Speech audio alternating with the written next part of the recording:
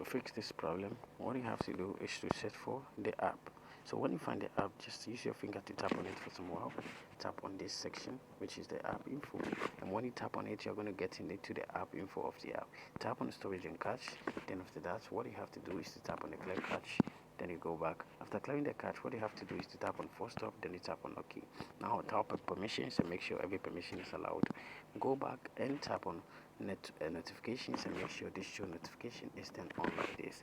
After that, go back and tap on mobile data and Wi-Fi or mobile data and restriction, will depend on the phone you're using, and tap on background data over here.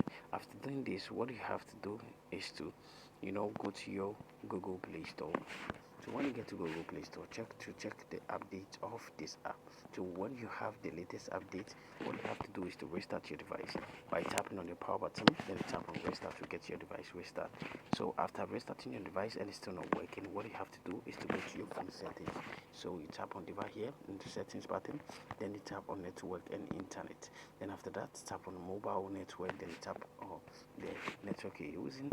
Then after that, what you have to do is to scroll a little bit and tap on advanced. Now tap on preferred network and select 4G/3G/2G or 2. After selecting this, what you have to do is to go back and tap on your power button for some while. Tap on restart to restart your device, and this problem is going to be fixed. Thank you for watching this video. See you in my next video.